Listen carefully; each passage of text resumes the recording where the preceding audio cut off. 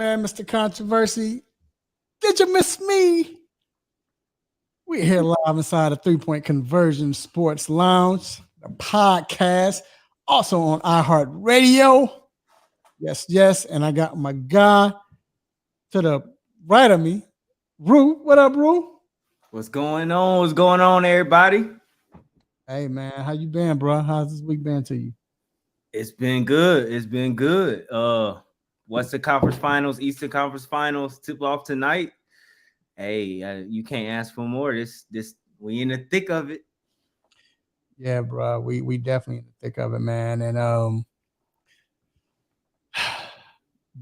tonight's man is gonna be NBA heavy tonight, man. We're just gonna dedicate, especially after last night and the conference finals. But it's so much going on in the NBA right now that we have to just talk NBA. I mean, we're gonna sprinkle in a little baseball. You know, we might mention WNBA and so on, but it's NBA, NBA, NBA. Yes, sir. Got a great show lineup for you, man. First off, we are talking about Mr. Victor. It's Victor Wembanyama. And Spurs, they won a top pick. They got the top pick in NBA draft. It's coming this is in June 2023 NBA draft. And of course, everybody's saying it's him, but we want to ask, are they hyping him up too much? Or is he worth all of the hype? We'll get to that later. Also, my man Ja made headlines at the end of last week with this video that's surfacing around with him holding a gun. He has been suspended from all team activities. So what does this mean for Ja? Is this a wrap? Has he hit rock bottom? Are they going to let him back in? I mean, like, will he be suspended even more? Like, what's going to happen? So we're going to talk about that. Also, man, you mentioned this NBA. It's been good. It's been a lot going on. But I think the thing that we should talk about, and basically the big topic nobody's really talking about, is who has the most to gain right now if they win a championship. That's in the playoffs right now, the 4 teams. And then whose stock has risen the most out of these 4 teams? I mean, all these players from the 4 teams. Also, we're going to talk NBA playoffs, of course. We got to talk about that crazy game last night. Crazy game, right? Yeah, for the most part, the Lakers made it crazy. You know, I was asleep half the game because the Nuggets was up a dub, like just cruising. I was getting my little cat naps and woke up and it was a game. Right. Yeah, right. But it was very entertaining. Even when they were losing, it was entertaining. We're gonna talk about that. Talk about tonight's game with the Heat versus Boston Celtics. Then we got to talk about all these coaches, man, that's gotten let go, man. Where would they end up? I feel like it's gonna be a coaching carousel. That's what I feel, Rue. We're gonna see different coach. We're gonna see these coaches coaching next year. They would be smart to coach next year because it's some great jobs that's available. You know, so I would definitely coach if I was, whether it was Doc, Monty, whoever. If you get a chance to coach, if they offer you a job or offer you an interview, you got to take this. Yeah. Usually the jobs that are available are teams, people sucking and it's not good. And, but no, these are teams that could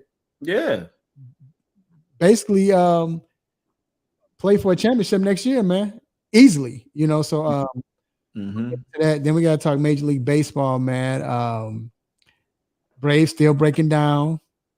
Yankees breaking down. So we're going to get into that. And then we got Ask a Doc with Dr. Fowler asking about the injuries going on. We got Quick Hit, Stop It, What's on My Mind. So please let your family and friends know you listen to the show live on the 3 Point Conversion Facebook page. Also, we're going to be on the 3pointconversion.com and also we're on the 3 Point Conversion YouTube channel. All right? All right, man. You ready to get to these quick hits? Let's get it. So, Rue, I don't know if you heard. This is fresh. MLB has suspended Yankees pitcher Domingo German 10 games for using banned substances.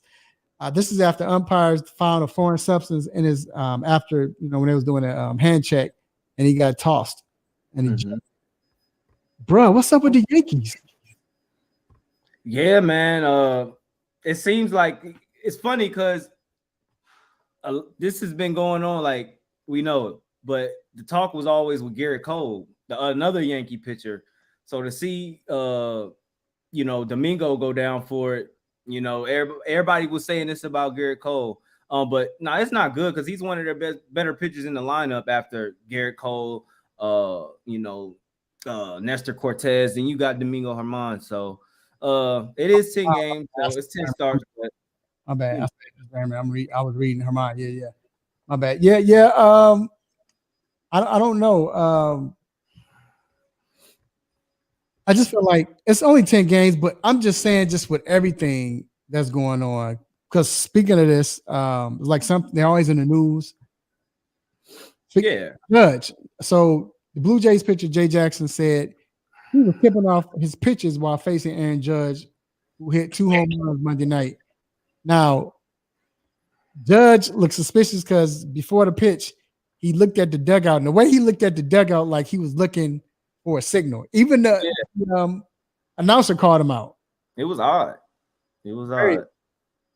Yeah, it's something you don't really see. And he definitely looked like he was looking at something. And the next pitch, out of here, smack, home run. I will say this though, that was a horrible pitch. You can't throw Aaron Judge right down the middle, a slider, a hanging slider at that, right down the middle. So Aaron Judge would have hit that with his eyes closed. Not saying he got the the pitch tip or whatever, but it did look odd. If you go back and look, and I think that's probably something people gonna keep their eyes on more. Yeah. So, like I said, it just doesn't look right with just how they're doing right now. I mean, everything looks like Yankees are crumbling, man. Of course, Mike Stanton is hurt. Carlos, if you don't know what I'm talking about, but he's on his annual summer vacation. Right. Then you got, like I said, the injuries. You have suspension. Then this with Judge. So you just don't know what to think, man. So I don't know what's going on with the Yankees, but they need to get together. They're still trying to, stay in the mix though. Listen to this, bro. Draymond Green says that punching Jordan Poole is the reason why they aren't still playing.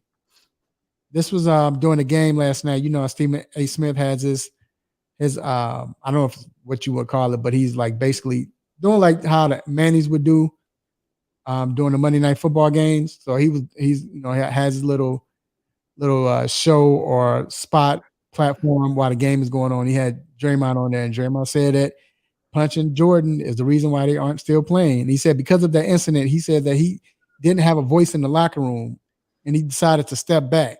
So he didn't really get back into his groove until like later on in the year. That's when he started playing well. So I'll say this. First of all, I commend him for telling the truth. Yeah, I think you have to do that. Because a lot of people wouldn't do that. And you talk about Draymond. Some people think Draymond's a fool, idiot, he's bogus, whatever. But Draymond gonna stand on his all the time. And so I thought that was, cool that he did that. But I agree, man. That punch, bro. I mean, because like I said, he talked about knocking Jordan out, Jordan Poole, and that's the reason why they aren't playing. But I just think that if he went to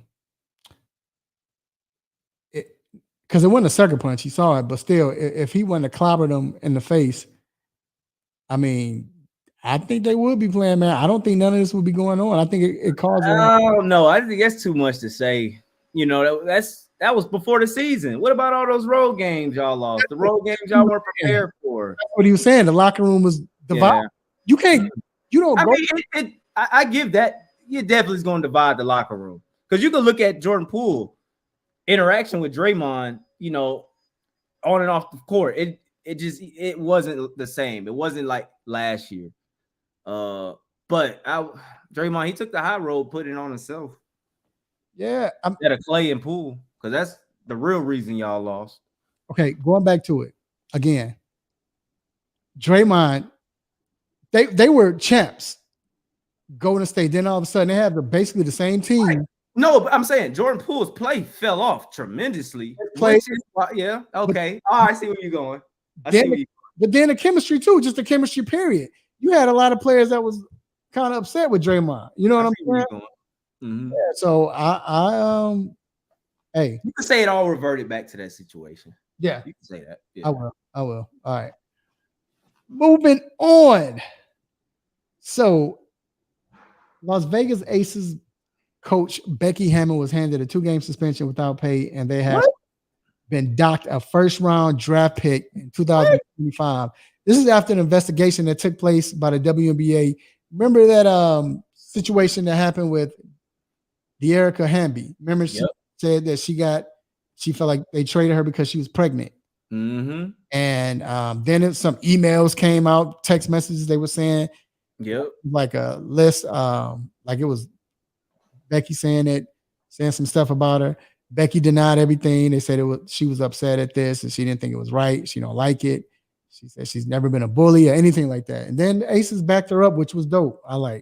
They backed her up as well. So, that's crazy. But and these are the champs too, man. Yeah, and I was saying, like, they handing out suspensions in the WNBA, man, and taking first-round picks. Like, they taking a book out of the NBA handbook there. But I definitely remember this situation. That's a sticky situation right there, man. Because that's a real situation, though.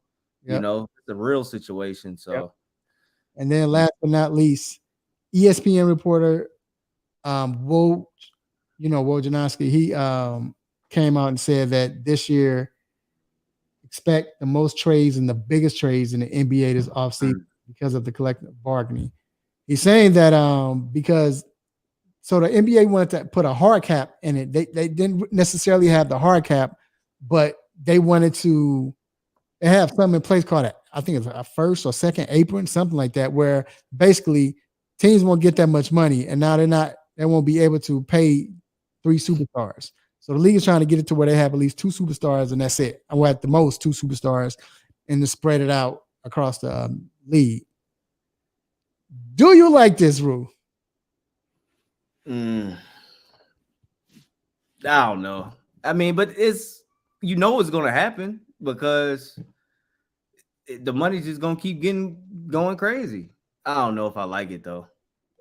I like it. 3 superstars? No, they said they don't want 3 superstars. Oh, okay. Oh, I got it back. Yeah. No, I don't want 3 superstars. Yeah. I like how it is now. For instance, well, now you can pay 3 superstars, for instance, even though we might not look at Russ like that, but Russ was getting paid all the money he's getting, Kawhi and PG. That can't happen next year. LeBron and AD can get paid, but then it's going to be a considerable drop when it comes to your other third player. Yeah, you're not going to be able to have. Look at what the Hawks have. Now, they're not playing anyone exceptionally like the max. Right. It's not a situation where they're going to be able to have those type of players. So it might work out for the Hawks because they might have to trade somebody next year, But, yeah, that's what they're trying to limit, superstars on teams. I like it. Yeah, I like it because I don't want to see that again. I sort of think we kind of got off that. I like because it's more so duos now. You don't see threes. It's not in threes like it was. Right. So all right, man. So we're gonna take a quick break, and we're gonna be back with the hot topic. We're gonna talk about the potential. No, he the number 1 pick overall. Number 1 pick overall. We'll be right back. Hey, yo, check 1, 2. Flav in the building, and you know who you listening to? The 3-point conversion. Flav in the building.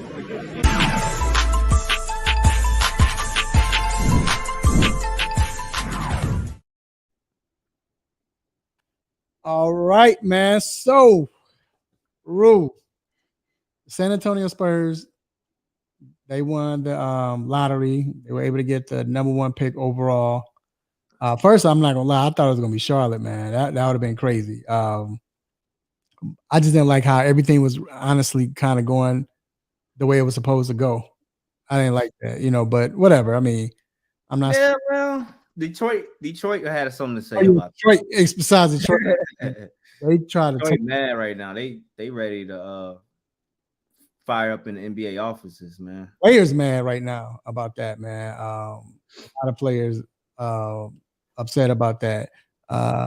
It definitely is, Brandon. Definitely is. Spurs situation is kind of sus. So yeah. So, but let's talk about Victor Wembanyama. Do you believe that all this hype he's getting, is it warranted or are they hyping him up too much? I think it's warranted. I think it's warranted. But I will say this. Have we ever seen a 7'5" player stay healthy? You know what I'm saying? Have we ever seen that? So if you look at the player, you know what I'm saying, you go back and look at those guys, Yao Ming, 6 strong years you got from Yao, you could be scared to take a 7'5", player because you're afraid of him getting hurt. But the thing is, I think teams are even more afraid to not pick him up because of what he can be. But I definitely think the hype is warranted. Because one thing about him that's different from all the other 7'5" players is this guy's more of an athletic. He's more athletic. He's more of a he looks like he could put the ball on the floor. He can make plays happen. Sort of like we see. I'm not saying he's joking, but he could actually make plays happen from what I've seen. But I think it's warranted though. I wouldn't say it's overhyped. Man, they overhyping him. They overhyping him, dog. They making this kid look like he's the best since sliced bread. I understand, like you said, we've never seen anything before. Like, so yeah. I get hype, but they're overhyping this dude, bro. They're making it like I said, he's the best player to ever come out the draft. He's not. Yeah, it's something different, and I know everybody wants the most unique. As unique, right? But the media and they're hyping him up. As crazy as he is, I still don't think nobody deserved more hype than LeBron did coming out. No, I don't think he's getting more hype than LeBron now. Yes, he is getting more hype than LeBron. I definitely don't think that. They even said it last night. That they said he's getting. I didn't watch it last night, so I don't know what they said. He's the most wanted guy out of NBA prospect ever. He's the top in history. They kept using that word. I've heard since LeBron. No, I've always heard since LeBron. They were saying last night tops in history. I'm like, come on, man. That's not. I wouldn't say history. I understand because you hadn't seen anything like this.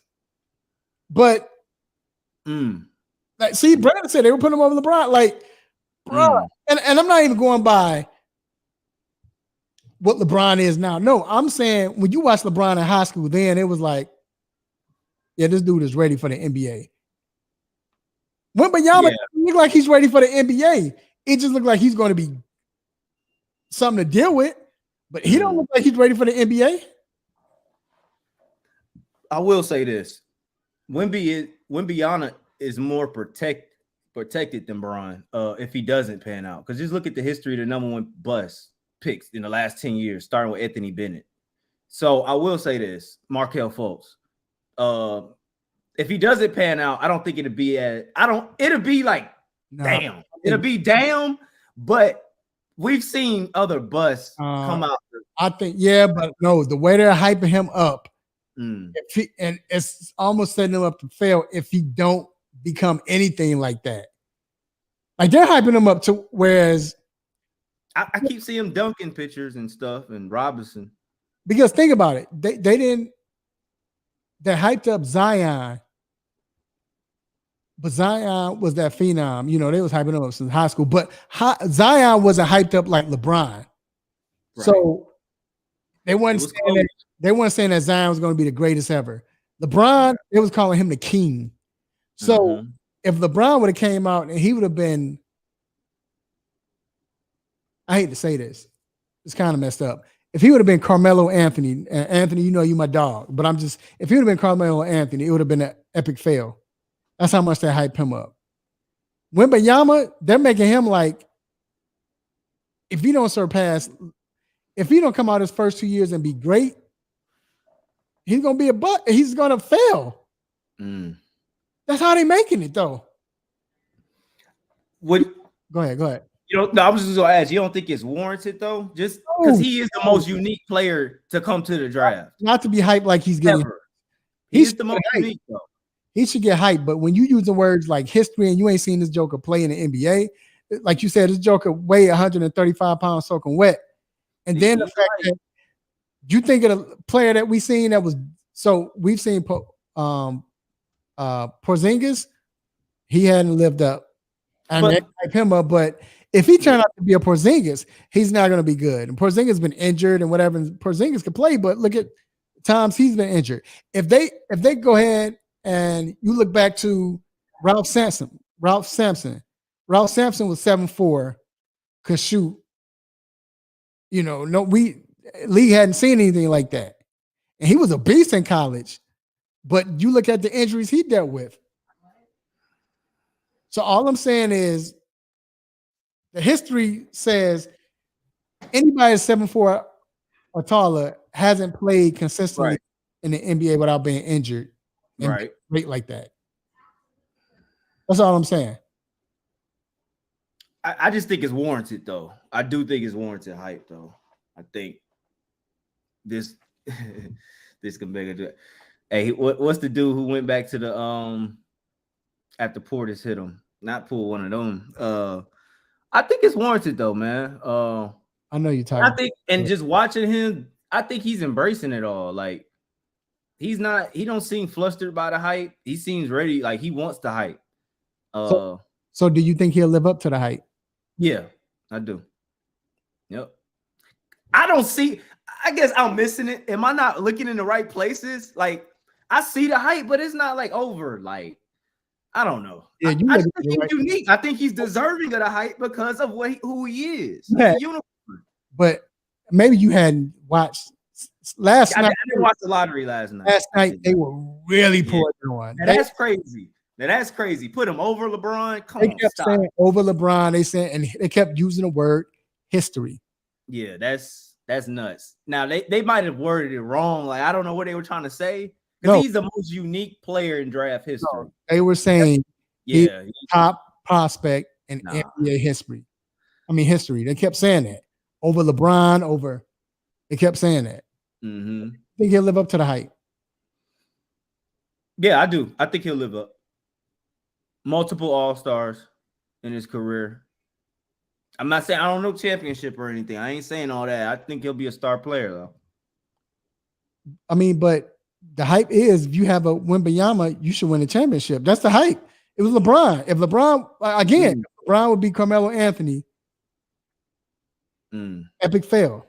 I mean, and I know it's the generation who hates LeBron and all that, but this is generation though. But if LeBron, they getting on LeBron for only winning 4 championships, right? And the key, you're right. Would that be a championships, bro?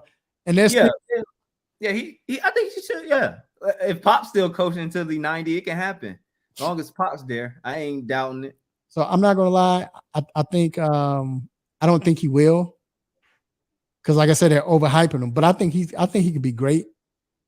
But it just depends, man. Like I don't. I'm just nervous. Is he going to be able to stay healthy? He's not quick. So yeah, you can do the quick cross. You could do a crossover, and you can, but it's slow. He's coordinated. Very coordinated. You got some players that can rip him like if he's trying to be outside like that. I think if he develops his game. Now I like his attitude. He's saying the right things. Because he's talking team. And if you're going to San Antonio, it's team. As great as Duncan was, you think about it. Duncan never averaged 27, 28 points per game in a regular season. He wasn't averaging 30 and 16. But he played within the system. And when it counted and when it was the playoffs, that's when he showed out. So if like you said, if he listens to Pop, you're right. He can do that. And what's going to be interesting, like it's kind of like Chet last year, kind of same discussion. It's how are they going to, hide him on defense? Because one thing I do know, well, he plays now, he ain't going to be able to bang though with them bigs like Jokic and them guys. I don't know. I think defensive. I'm not worried about him offensively. I think defensively, we gotta see. Well, like he plays defense, so. And so yeah, that's the thing. He can play defense, block shots. He can move his feet. Yeah, and he's slow. He's supposed to be. He's 7'4". But I'm just wondering if that's going to work in the NBA when you got these big men that's faster than him, quicker than him. You got guards ready to rip. So that's going to be the key. But hey man, so we're gonna take a quick break. We're gonna emulate that real quick. If he win 2 chips, is that a bust? Hell no. If he win 2, yeah, he just gotta win 1, and he win 1. Yeah, I can tell you fell asleep last night because you went. Come on, man. Again, the way they were hyping him up. Yeah, no, I didn't see the draft lottery. Right, that's what I'm saying. And if LeBron is getting taunted because he only had, he gotta win 2. He gotta win. And so if he wins 1 chip, he's a bust. That doesn't even sound right. Is it an epic fail? No. LeBron has 4 chips, and they're still saying and is a reason why he's discussed as the GOAT. Not because of the chips. Because they have something to do with it, though. No, because that's the reason why he's not. That's why people say he's not the GOAT because he has. That can go so far, though. I'm not agreeing with that. I'm just saying. So if LeBron has 4 and he's still being questioned. I'm not comparing him to Bron. No, listen to what I'm saying though. But they're overhyping him. They're hyping him over LeBron. So if LeBron is getting this, you don't think Victor's going to get this? I saw him. I think 1 chip shut people up. 1 chip, it'll be no. He need multiple. He got that more. The way they're hyping him up. Now you know who else was hyped up? Like pretty hype. Who? Luka. Luka was pretty hype coming into his draft. He reminds me of Luka because we didn't see Luka like Wemby. Luka just appeared, and we heard was this kid is nice. This kid is nice.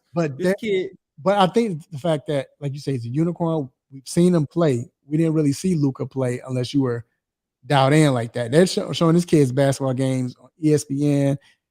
When the last time they showed G League games on TV? No, you're right. They were showing his bag. You're right. You think about that. Yeah.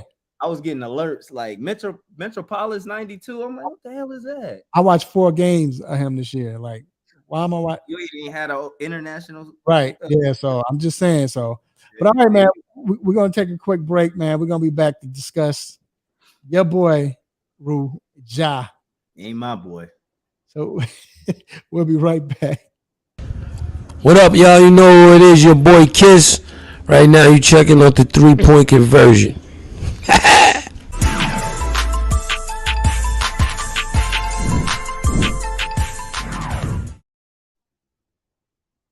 All right, we are back inside the 3-point conversion sports lounge. Appreciate you, Brandon, for chiming in, bruh. Always. All right, Ja Morant.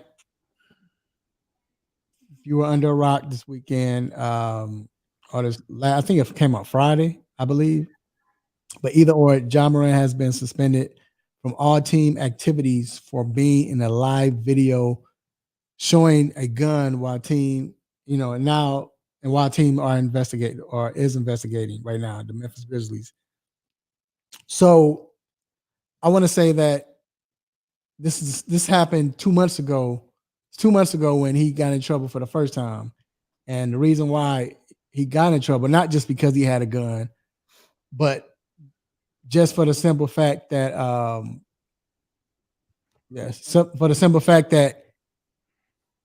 it was speculation that how did he get the gun when he was on the road? Which means he had to have the gun with him, which you can't do that now. It's the Gilbert Arenas rule, I guess. Have a gun on with the team or on the property, the NBA property or whatever, in the team facility, so you can't do that. And he did. So he got in trouble with that because he went live himself showing the gun and everything like that. Then he comes out again. This time, did you see the video, Rue? Yeah. And it's crazy because his boy, they just having fun. His boy is going lives on his boy's page, I believe. He's going live and everything. And then you see him pull out the gun, and your boy quickly, the phone jumped out your boy's hand. He just, which was smart. You know what I'm saying? Looked out for him. Because I heard about it at first. I'm like, yo, his boy's bogus for doing it. But now when I looked at the video, I'm like, he dropped the phone purposely, like, bro, what you doing? Sure enough, he got caught. You know how social media is, Ja ain't got no friends. You know what I'm saying? You got fans, but people gonna talk about it. People want to be known, but either or, he still shouldn't have done it. Like I said, he's been suspended from all team activities until the investigation is final.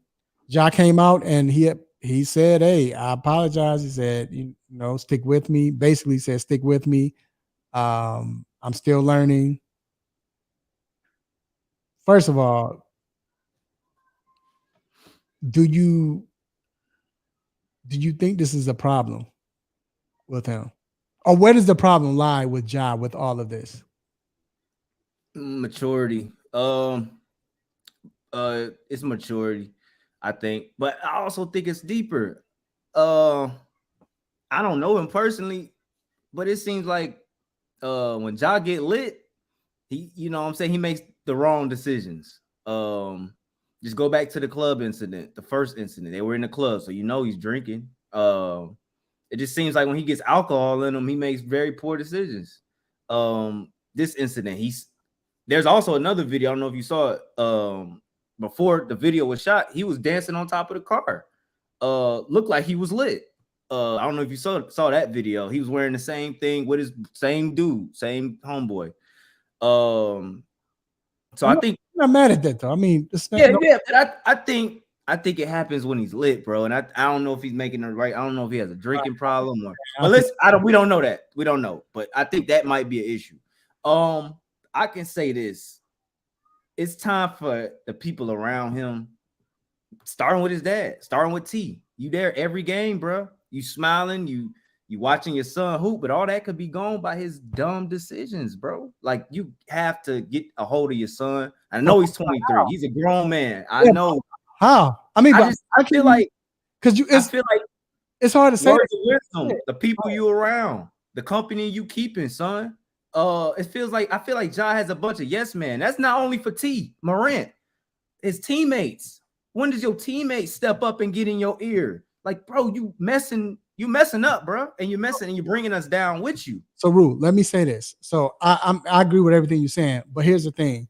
So, it came out that before that incident with Ja, what's his name? What's the vet? Steven Adams came. They had a players only meeting, and Steven Adams called Ja out for acting immature and told him, you gotta chill out. You gotta be focused. You can't do all this, whatever. And then that happened. With his father, we say that, but we don't know what his father's telling him. That dude's 23. How can it, listen, even if it's his father, but let's be real. Let's keep it a buck. Let's keep it 1,000. Look, how can he says, "Hey, son, you tripping. You doing this, you gonna mess up your life, whatever." Yes, Josh supposed to look up to him, but Josh like, Negro, I'm paying your house. I bought your house. It's some players in the NBA like that. I've heard some stories. I'm just telling you, in media row, you hear a lot. And there's some players out there telling their fathers, you chill, or I'm gonna cut you out. And that's real. I'm saying, right. And Brandon, you can't say that because you don't know that. But that's what it appears to be. But it appears to be because that's all you see. Because all you see is it's not even him just being a friend. The funny thing is he's being a father. Brandon, What's the difference between what he's doing than what you see some father doing to an 8-year-old when they're at their son's games? You don't see it. It's the same thing. So if you go to a high school game, if you go to a team in AAU, 8th grade, whatever, and you see a father at the game cheering the son on, the same thing T is doing. There's nothing wrong with that. He's supporting his son. Right. Okay, we don't see them old fathers like Michael Jordan's father or Magic Jordan's father sitting in the stands, but his wife just sitting there just nodding. That's not today. T is 43 years old. So he's also going down that same hill with his son now, because we see that. Now we see your son making bad decisions. So of course we're gonna look at T. Like, right. Dad, what kind of example are you leading by? Like, but how do you know he's not leading by example? Because of the decisions Ja's making. I know it's poor decisions, but you would think, a black dude with an active father like that, you would think they would make better sound. Let me tell you a story, because I'm gonna tell you this, and I'm gonna say this, and I don't want to put my son out like this, but he's better than us. It's been situations where my son, and I promise you, any other father can talk about this, where you've led your son the right way, you've been an example and all that. But when they get old, what happens? You made dumb mistakes. Your father lied. You made dumb mistakes, right? Your father tried to get at you. Bruh, he's 23 with money in the spotlight, right? In the spotlight. So again, no, listen. Again, if you was making, be real, if you were making millions, you making $200 and something million now, and you bought your father a house, you got your father on payroll, and your father come to you and tell you something, you're gonna be I'm gonna listen. No, that's the difference. I'm gonna listen. Okay, I'm never gonna lose that mentality of I can't hear him because I got more money. Oh, listen, you might listen. John's not listening. Oh yeah, right. Not listening. So we can't say T's. We also don't know what T's telling them. Yeah, that's what I'm saying. So you can't say T's not doing his job. Knucklehead's gonna be knuckleheads regardless, and he's 23. Now, if John I will agree with that. If John was doing it for 17 and 18, that's different. At 23, I can't. It's hard for me to say, son, do this, and if he don't want to do it, he don't have to. Yeah, right. He's out the house. I can't punish you. Yeah, I can't say you basketball. So you can't put. Let's not put this on T, because we don't know what's going on. I'm not putting it on T. I just think him as a father, players has his teammates. And I know it's hard trying to coach a grown man to do the right thing. It's stupid. I just feel like Ja has a bunch of yes men around him. I just feel like that. And a lot of people say the people around him are bringing him down. But what if Ja's bringing the people around him down? Anybody thought about that? And I guess that's what I'm saying. It's the fact that everybody is want to jump on his father. But listen to what you just said. What if Ja's bringing everybody? It's Ja's decisions, bro. He's making these decisions. He's doing this. So that's why I'm really going by what Brandon said. That's why I'm talking about the father. I just don't want us to talk about this black man and we don't have no recollection of what's going on. And I can tell you this. I've met T. I've talked to T. I'm talking about not like interviewing him. I've had conversations with T. T don't strike me as that type of father that, oh man, no, nothing like that. And I promise you, I've had conversations with this guy. You know what I'm saying? After the game, and we talked, try to get him on the show. We still trying to work something out, but nothing like that, bro. He's there about his son, caring about his son. So that's why I'm trying to say, let's not put that on him because we don't know that. We got to put the blame on Ja. And that's who was on. Yeah, that's all we got to do. It's on him.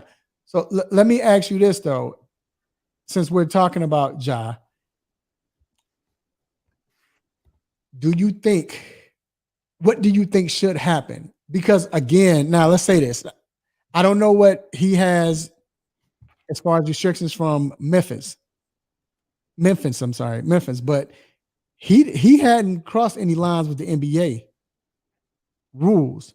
Now I don't know what the conversation was like with the commissioner, right? But he didn't break any rules with the NBA with what he's doing, right? Because the season's over with. Right. It's all perception, though. But I understand with the Grizzlies, because the Grizzlies, like, bro, we went through this. And honestly, like I said, I don't know what's in writing right now, but what do you think will happen from all of this? Do you think he learns, or do you think it's a wrap? Yeah, I don't think he does it again. I will say that. One thing I learned: don't learn the same lesson twice. Don't never do that.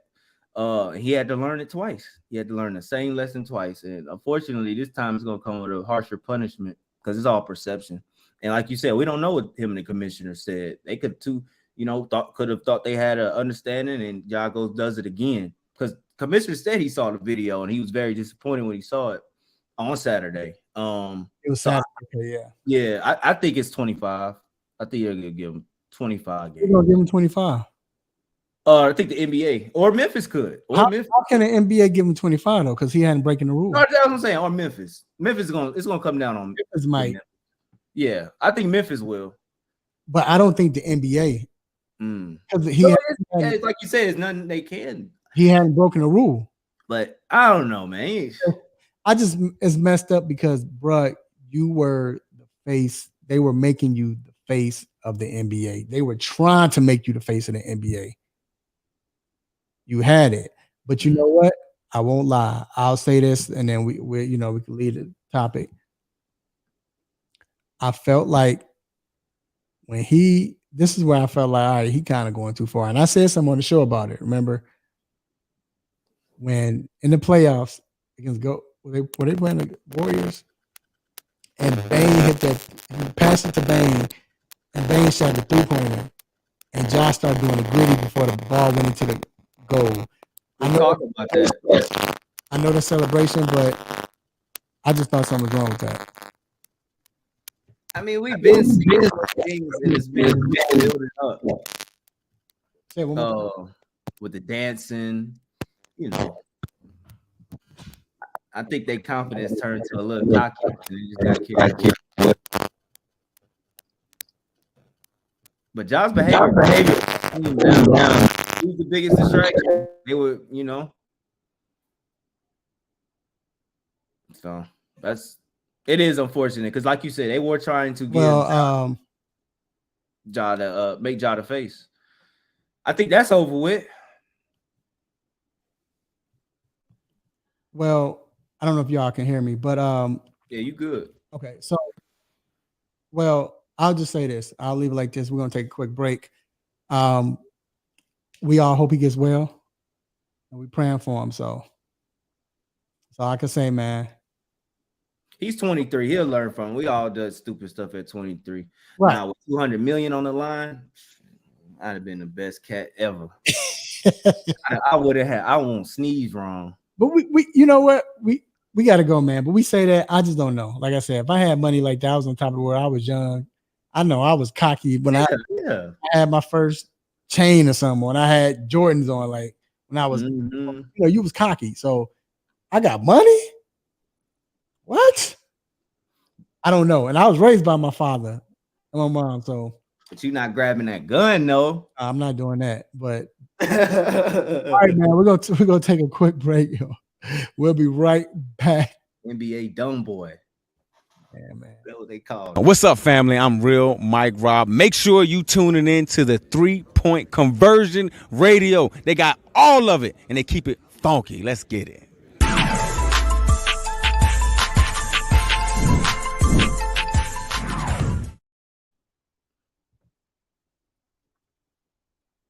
Brandon said, speak for yourself.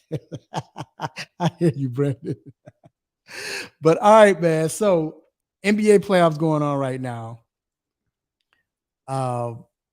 Rue, we got the 4 teams, of course: Boston, Miami, LA, and Denver. Right?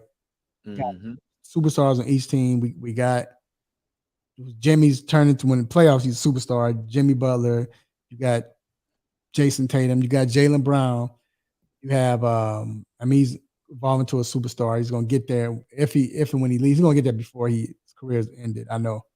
But you got Anthony Davis, LeBron James, and then you have Nikola Jokic. So I'm gonna ask you this first. Throughout this playoffs, Brandon, I want you to comment as well, man, and anyone else who's listening or watching. Who do you think stocks risen the most out of any player in the NBA in the playoffs right now? Which player's stock has risen the most because of the playoffs? So let me go through them. Yeah, I'm gonna let you say. I'm gonna tell you why I'm asking this. Jimmy Butler, we've seen what he's done the first 2 rounds and how he's been, right? Been dominant. The best, Arguably the best player in the playoffs. So far. yeah, arguably. You could talk Devin Booker at one time, but arguably Jimmy. Jason Tatum was playing pretty well. Had 2 games where he didn't play well, but the game with Philly, where it could have went either way, but he had a 50-point game, right? Mm-hmm. Then AD, because we know what AD has been, injury prone and all of that, but you see how he's played. LeBron, I think LeBron's good. Nikola, Joker. Not that he's never stepped up, but the way he's leading his team now, and now they're in the conference finals, they've never been there before. And then you think about what he did last night was ridiculous. So out of those players, whose stock has risen the most? Now, I say Jimmy. I will say Jimmy. Stock has risen the most because this is like unforeseen. Like nobody saw this coming at all. They lost the first playing game by my Hawks, got smacked up, and they just been on a tear ever since. Defeated the number 1 seed as the 8 seed. We know what Jimmy does, and he's doing it damn near, just him and Bam. He's lost 2 players out the rotation with Oladipo and Hero, the number 1 scorer on the team. But Jason Tatum is close, and I'll say this: he's close because his stock was so low. I think his stock was low after the finals last year, and it got lower with those 2 games, those 2 bad games. They was ready. If Philly had won Game 6 after that Tatum performance, until he went just berserk the last 3 minutes and said, "F this, my reputation on the line. I'm shooting like it is." Right. Bro, he was going under. I think some fans was burning that jersey in Boston, man, ready to crown Jalen or something. So I will say Tatum's close because it was low. Yeah. No, I agree because Tatum, like you said, dude, that was it. After that game, it was going to be hard to come back from that because that's 2 playoff series that you blew. And to me, I don't count the finals because he was hurt. Yeah. You could tell he was hurt, but still, perception, takes it all. You know how that is. But but like you said, the way he bounced back in that last 3 minutes saved them, and then he bounced it back with the 50-point game. Yeah. 1-point game. Yeah. Hey, Tatum's my answer. I say AD, man. Why? Because AD's gotten clowned so much for being injured. I mean, he got injured this year already, but been clowned for being injured. I'm not going to say necessarily not being able to show up, but just being at that point where it's like, all right, AD, what you going to do? LeBron won MVP in 2020, not AD. But right now, AD is the most valuable player on that Lakers team right now. He's shown what he can do, not only offensively. He's had games where he plays subpar a few games, but for the most part, he getting 30-something and 18, 4 blocks. But it's his defense, man. I knew he could play defense, but that's why Darvin Ham should get so much credit. But the way they're using him to play defense, he's roaming around and he's doing everything, blocking shots, deflecting shots, guarding somebody off the perimeter, help defense. you got to put him up there. I think his stock has risen the most. Because now, if you notice, you don't hear them talking AD, no, 80 this and that. Nobody's saying that. Now, God forbid he doesn't get hurt, but or God forbid he gets hurt. But nobody's talking about that. Right now, you're talking. Oh, that's a good one. Real quick, Brandon says Austin Reeves. Yeah, he's been playing. Like, so I don't think he's up there, but he says Jimmy as well. Definitely earned some money. Austin's earned some money. Yeah. Brandon says AD was definitely robbed at Disney World. I don't know. Maybe. I don't know. I think you can give it to both. I think LeBron was more consistent. But again, right now, it looks like AD is a superstar. It's just crazy that we'll get into that next game. But I mean, we talk about a game that he had 41 that was like clearly the second best player in the game last night. With AD having 41 points and he wasn't even the best player, not even close. You know what I'm saying? Not even close. Ab says definitely robbed you, Buggy. You think AD? I don't think AD was. Now that I think about it, I remember. Yeah, I remember AD. He turned up that series. I mean, but we're talking about Ab. LeBron was the MVP of the finals. Yeah, we're talking about finals. Yeah, we're talking about the finals period. I don't think AD blew LeBron away, and I think because he was LeBron, they gave it to LeBron.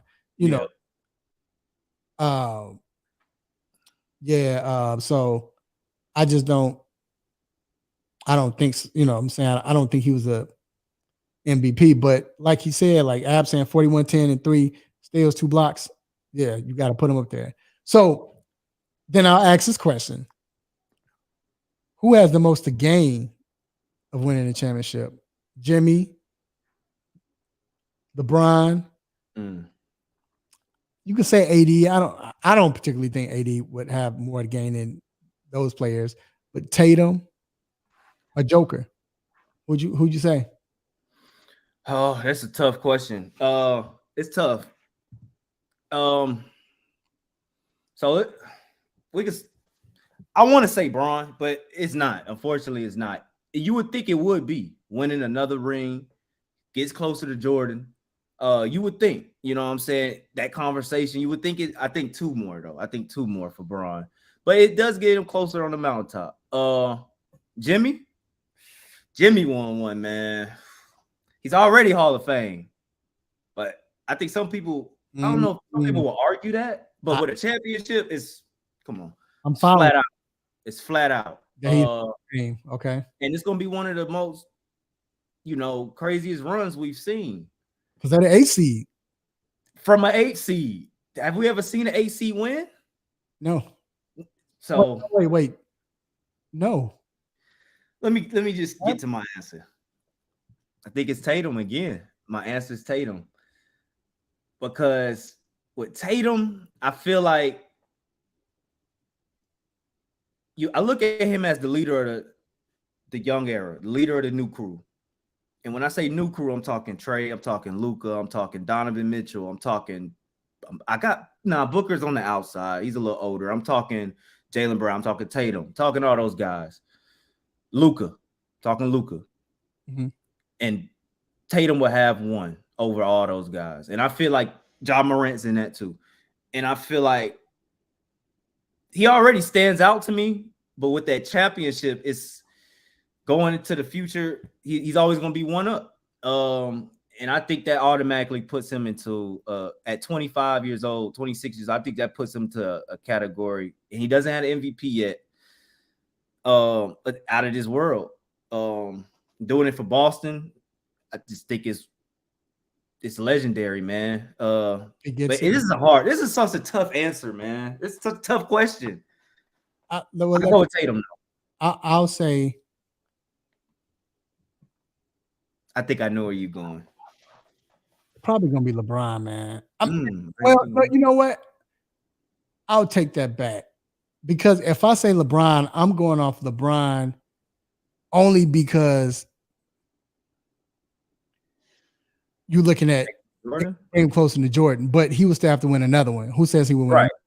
So I don't think 5 solidifies. Some people just are waiting on this one. If he gets this one, they started 2-10. Look where they started. He's still so it's tough. It's tough. I think it will be Jimmy. Because this is a Jimmy-led team by far. Yeah. And like Ab said, yeah, the Knicks made finals from the AC, but no, like you said, no one's won it.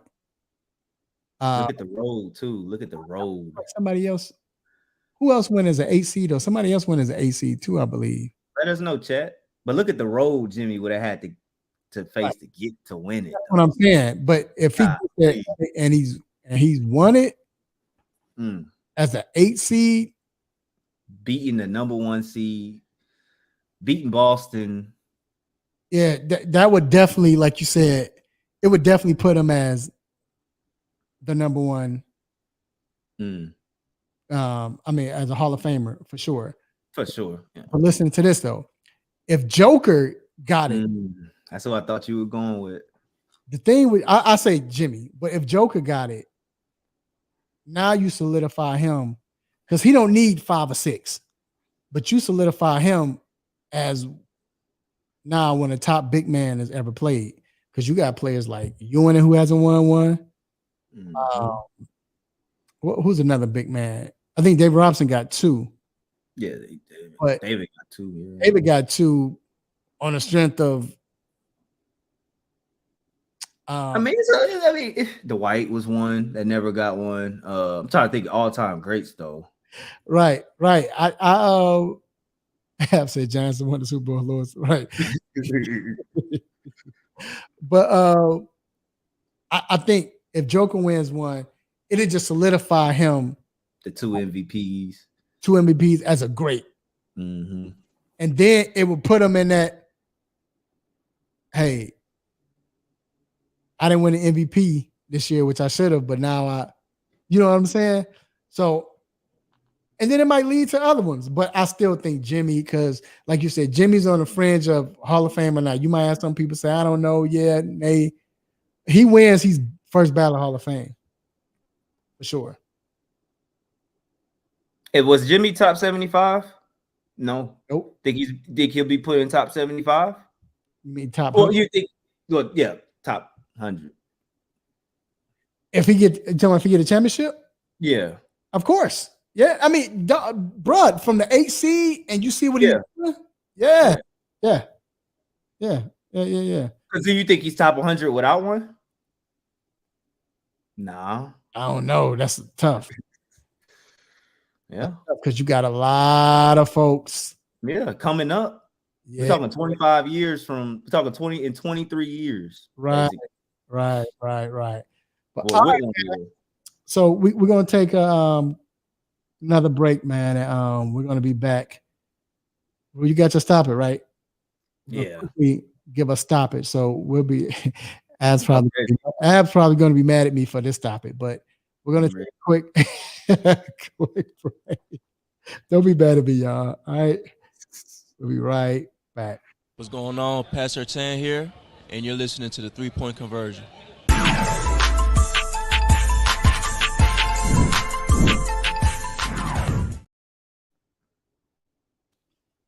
All right, man. It is time for the most infamous, the most famous Stop It segment. Let's get it. So my Stop It, I only have one, goes to all right. It goes to Aaron Judge. So reason why it goes to Aaron Judge, because like we talked about earlier in the show, where the situation where who was it? What's his name? Jay Jackson. Jay Jackson said that he tipped off the home run, right? What have you? And he said he knew it because he was the way he was holding the ball, he knew it and all of that, right? And he was saying that he felt like the dugout picked up on it. Like you said, it was odd the way Judge looked to the dugout. The announcer said the same thing, whatever. It looked weird. And Judge comes back and says, "No, I looked to the dugout because I was trying to figure out what was the chirping about. I heard chirping from the dugout, and I was trying to figure out." I heard this. I saw this interview. Stop it! Stop it! Nobody looking at the dugout. People All that, from the dugout every game. You ain't looking at the dugout, bro. You could have came up with something better than that. And you could tell what he was like. Can you ask that again? Or he was like, no. When the guy asked the question, he was like, he got defensive. Like, what you mean? Like, you know what I'm saying? Like, bro. Right. He said that lie. No, that was a good one. Yeah, he looked like he was lying. He can't even lie right. He just when he lying, he looked like he lying. His mouth started murmuring. How does it sound though, bro? If you think Judge cheated, and I ain't saying he no, I definitely don't think it just looked weird. And that I'm saying the lie he came up with to say, yeah, the lie was. I was trying to think what the chirping was, and come on, dog. Judge would have hit that. You playing, and you gonna worry about what they saying in the. Come on, dog. You could have came up with something better. Just don't answer, Judge. You ain't got to explain yourself. Yeah, you really all the time. Go ahead. What you got, man? Yeah, man. So I'm keeping mine in baseball, bro. My stop at this week goes to Zach Hampel. And if y'all are not familiar with Zach Hampel, this guy might be the luckiest guy in the world. Luckiest guy ever. Have any of you ever caught a foul ball, let alone a home run ball, let alone Albert Pujols 600th home run, Alex Rodriguez 3,000th hit? This dude has got rich basically off catching and he caught a lot of Bonds memorable hits too. Zach Hampel, look him up, y'all. But this dude goes to all the games. So this is a baseball. He lives, breathes, and poops baseball. So this dude goes to all games any day of the week. So Monday you might see him at an A's game. Tuesday you might see him at an Orioles game. So Tuesday, we saw him at the Orioles game after we just saw him somewhere else the day before. So he's at the Orioles game, and Cedric Mullins plays for the Orioles.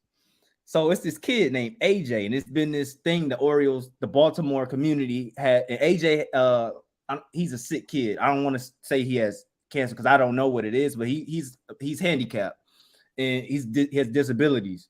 So he's at the game. And it's a rally for Baltimore. It's a rally for Mullins for AJ. So if Mullins hits a home run, it's a donation. Everybody's going to donate for AJ, and AJ wants the ball. Mullins hits the home run. And I wish I just sent this to you. I wish I sent it to you, man. Mullins hit the home run. And the announcer says, "That's for AJ." But in the corner of the screen, you see Zach Hampel catch the home run ball. He catches the ball. So Zach Hampel, nobody likes him because people say he's, you know what I'm saying, he's rude and all that. I have to show you this. When asked after he caught the home run ball, what was he going to do? This is why he gets my stop. I just want y'all to hear this. We got the guy who caught the Mullins home run. You going to give it to AJ? You gotta give it to AJ. You gotta go find him down there. Come on. Give it to AJ? AJ, the Mullins kid. Mullins kid? I don't know. Mullins guy. Oh. I'm the Mullins guy tonight. I'm the Mullins guy tonight. Stop it. Zach, you got so many baseballs, memorable. One night, you couldn't just give it to this kid who came to see his favorite player, dog. Stop it, bro. Yeah, bro. I'm the Mullins guy tonight. That's horrible. Man. That's horrible. Dog. Right, man. Let's move on, man, and talk about that was a good one, Rue. Let's talk about these NBA playoffs, man. It was long. Before we talk about the playoffs, let's talk about what you think about all the coaches and everything is with the coaches and everybody's getting fired, and the fact that you have so Bud got fired, Doc got fired, Monty got fired, Nick Nurse got fired. All of these coaches either won a championship or been to the finals. So, and they're all good teams, except Toronto's, but still. So my question to you is, because I think they are warranted. And the reason I say it's warranted because we know Monty got fired because it was a new owner. He wanted that was sort of, and I know those 2 blowout losses games. It didn't help, but he was going to use help. But he was going to use that anyway. He was getting fired if he didn't make the finals, regardless. So that was the way to say he's getting fired. Really? Getting fired. Yeah, the owner wanted to didn't want him. Okay. Doc, was that warranted? Hell yeah. I don't know because come on. I mean, he ain't got past the semifinals in 3 straight times. But against teams, well, not this year. In the past, against teams he should have beat. But the years with Philly, Embiid, not sure. Ben Simmons. No, first Ben Simmons definitely against the Hawks. Come on, man, you scared to shoot. Then last year, I just think Harden and Embiid didn't show up. I think Embiid was kind of hurt too, but either or, he didn't show up. And then this year, Game 7, you up by this much. Coaches don't lose that game, Rue. Game 6, started Game 6 though. Yeah, he doesn't have a good track record of being up in series. You're right, but coaches don't lose that game when you're up that many points.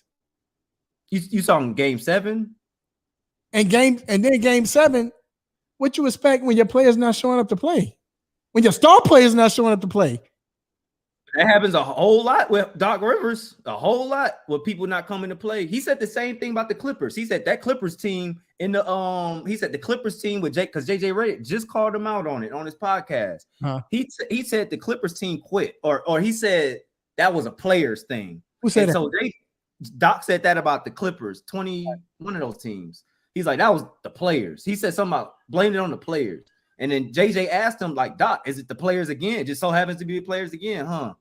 Like, yeah, it was. I think it was. You don't think so? I don't know about the Clippers team, but I definitely know if your 2 stars don't show up. Now you were right. And Harden didn't show. I think Embiid and Harden combined for what, 5 points in the second half of Game 7. And it wasn't like Doc wasn't calling timeouts. He didn't do a Bud. You know what I'm saying? He was calling timeouts. He was calling timeouts in Game 6. But when your player's not showing up, and you can't. And then winning culture. I don't know if people don't understand, but his I think his mother died. Mother or brother died. Was it mother? Brother. It was brother. Brother passed away like that week. So his mom went there, but they fired him. Yep. Either or. Do you think this would just be musical chairs? All it will be. It's all it ever is in the NBA. It's a coaching character. For coaches, do you think? Yeah, musical chairs. Yep. Because I think Nick Nurse is going to Philly.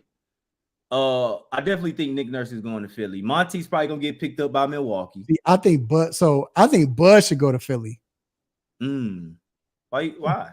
I think Bud would be a better coach Philly. Well, you know what? I like Nick Nurse. I can see that too. But I just think he's more Philly to me than Bud. Bud I don't know. He just don't feel Philly. I don't know. I just think Bud is. But I'm saying as far as coaching, Bud's going to Phoenix. Yeah, I think Bud's going to Phoenix. I think it's what you said though. Musical chairs. So where do you see? I see Monty in Milwaukee. Yeah, me too. Mark not getting the job. He said, somebody just interviewed Mark thoh. Yeah, but Mark just had an interview. They're doing the Rooney Rule. No, I'm just playing. Up, bro. I'm just playing, but no.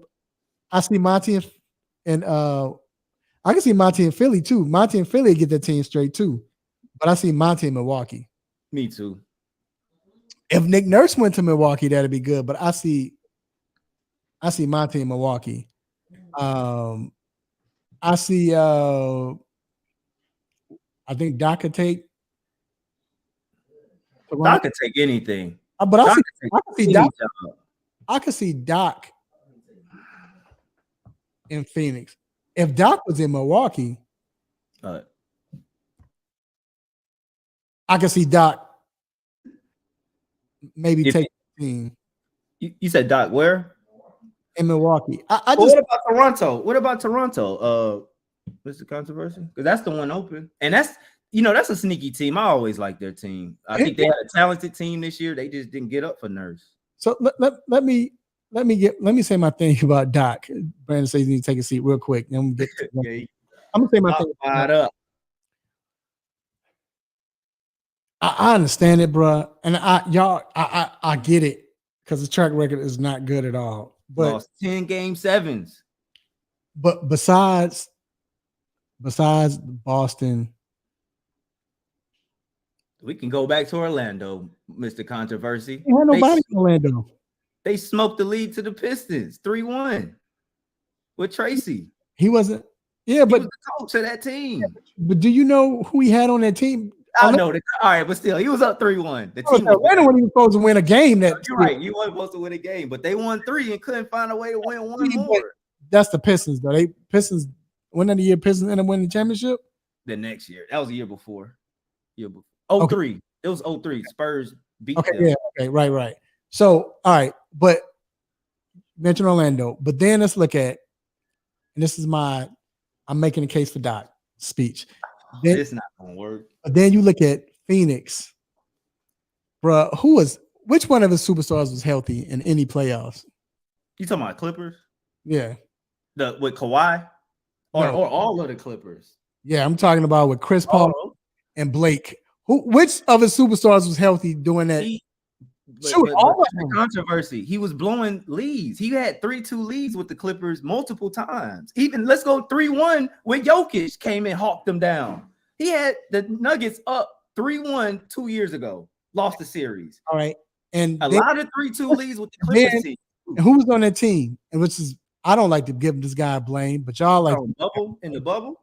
Yeah, that was Kawhi and Paul George. Oh, Kawhi wasn't on that team. He was on the bubble team when they lost to the 3-1. Remember, Jokic hawked them down 3-1 2 years ago. Kawhi was playing. Yeah, they didn't make sense. No, that was Lou Will team. Who was on that team though? Paul George, Lou Will, Harold. Paul George. What do y'all call Paul George? What do y'all call Paul George?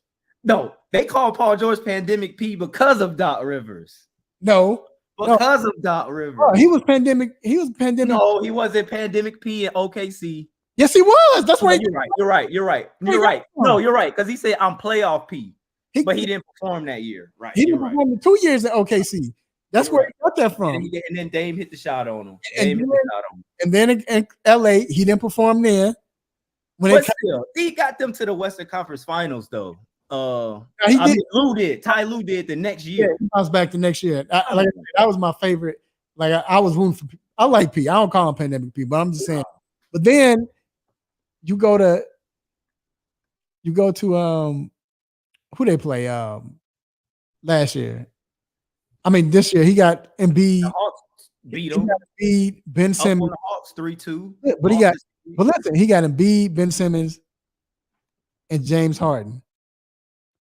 What I'm saying is, maybe besides Kawhi, what other his superstars aren't what you want to call superstars. I'm saying, no, but I'm just making a case for him. What I'm saying is, my case for him is his superstars aren't what you call superstars, right, Mike? He went all the way back to Indy, Mike. I thought he was good at Indy, but I mean, maybe it was OKC. It started. But that Boston team with Rondo, Allen, Garnett, they blew the lead to Kobe. They was up, weren't they up 3-2 and all? No. They wasn't up that series? I remember what hurt them? Kendrick Perkins got hurt. That series they lost to Kobe. Yeah, that was a big loss when they lost Kendrick Perkins. Whatever. Matter of fact, that's probably why your boy ended up getting that rebound. Meta World Peace. To put it back in, but I'm just saying, you look at this. So, if he had a Giannis, if he had a real, I'm not saying a real super, but he's had him. Embiid has disappeared in every playoff series he's played in, and that's my guy. James Harden, you know his stigma.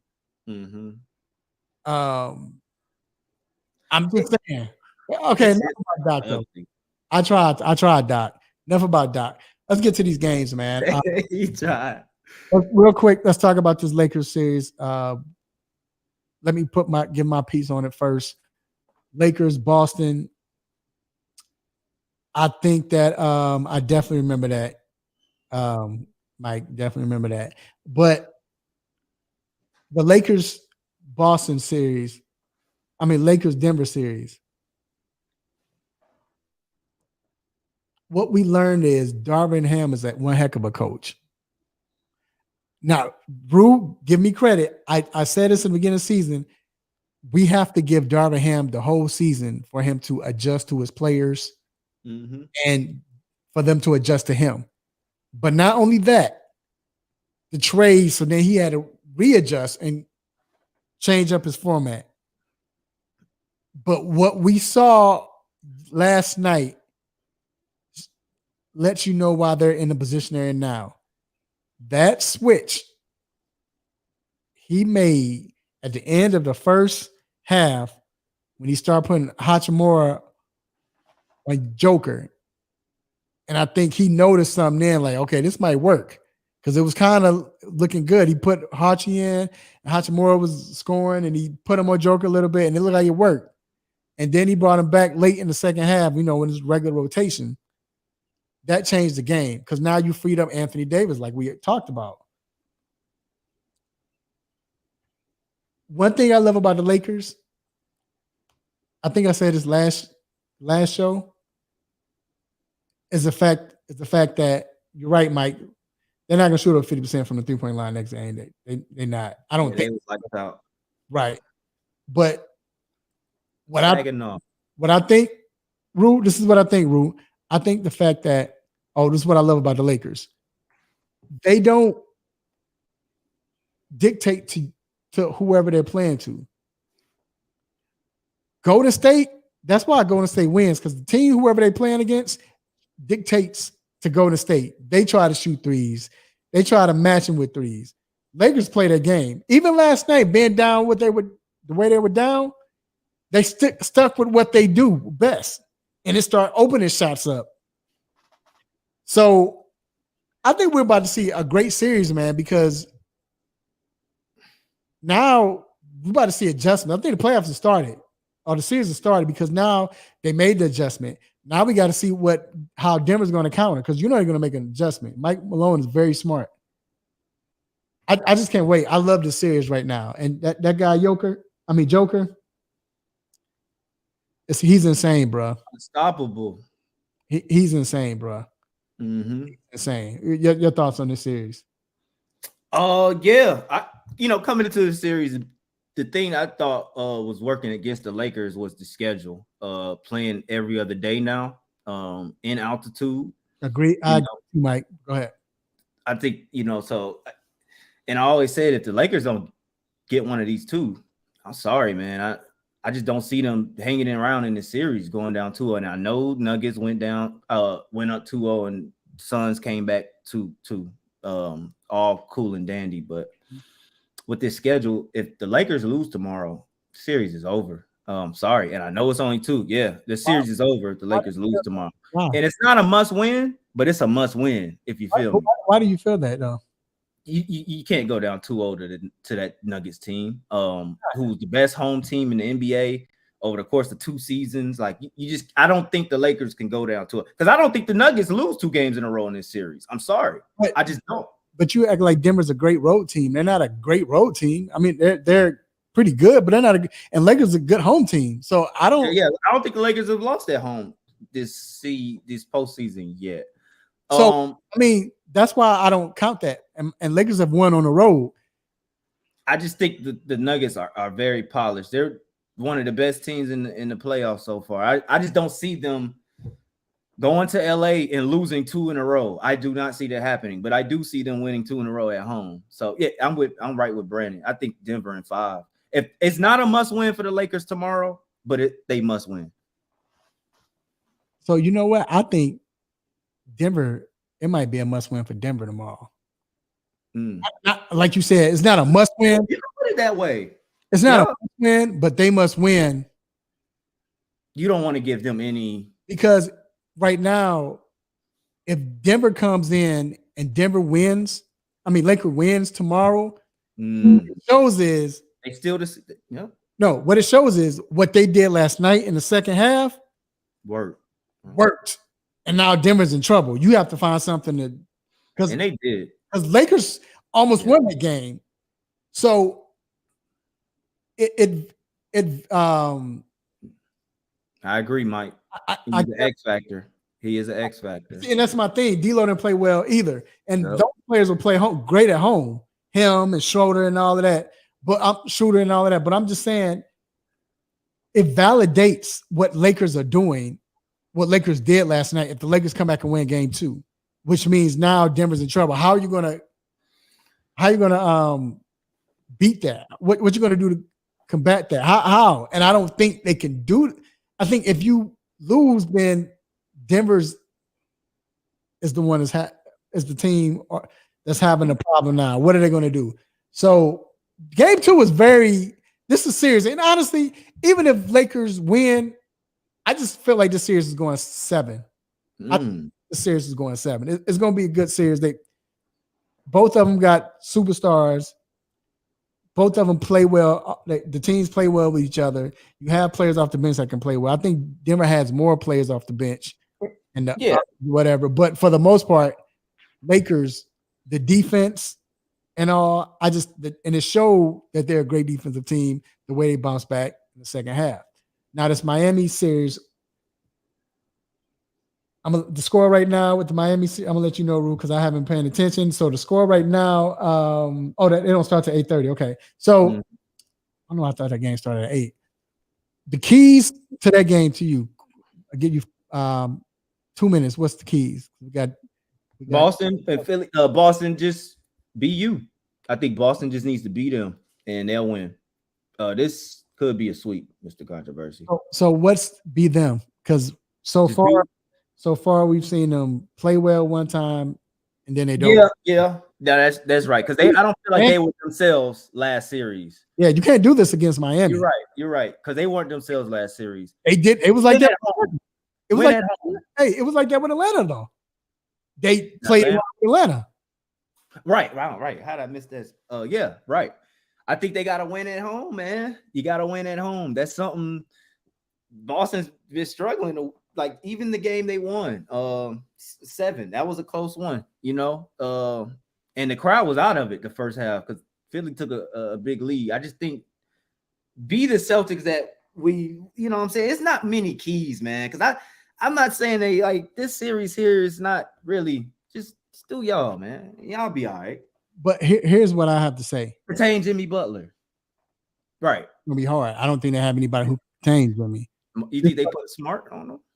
And then this is gonna be the thing also with the way Bam plays.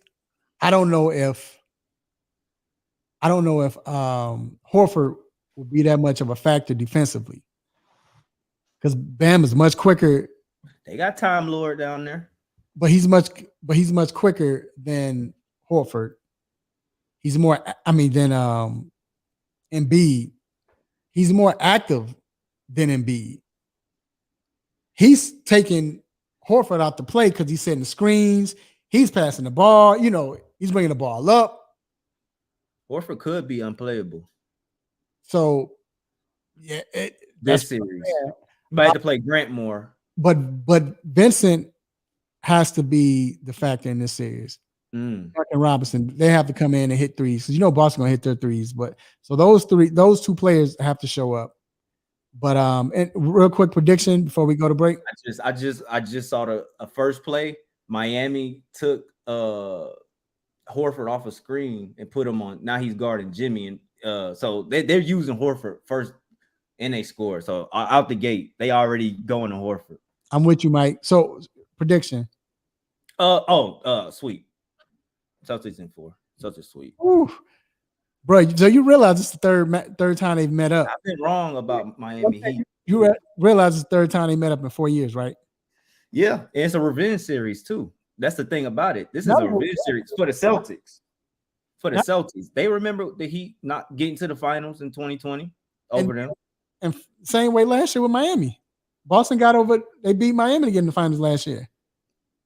And remember, Boston. Hey, yeah, Boston beat the Heat in the finals, conference finals. Yeah. Remember last year?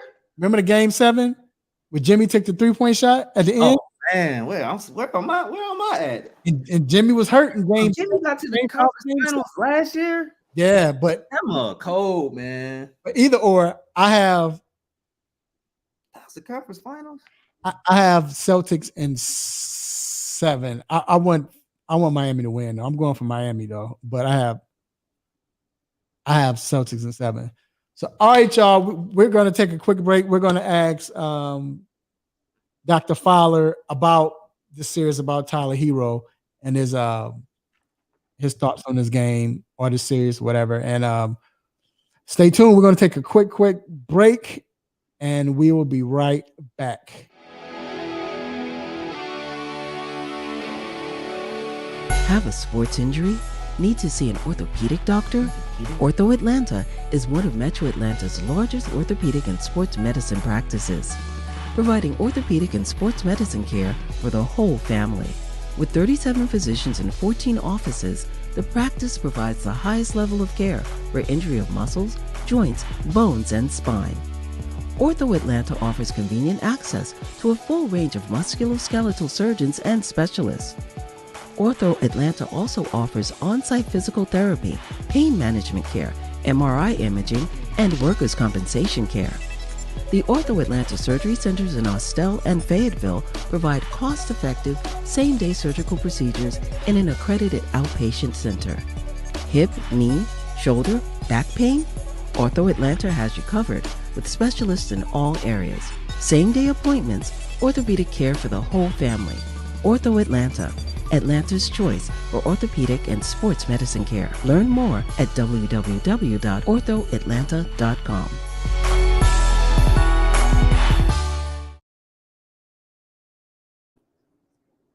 All right, and we're going to do something different today. We're going to do a grand entrance, man.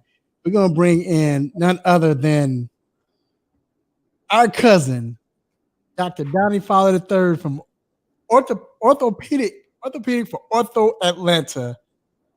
Again, Dr. Donnie Fowler III. What's going on, Doc? Not much. How you guys doing? We're good, sir. We're good. Yes, sir. We good. What's up, Doc? Not much. Got this game on too.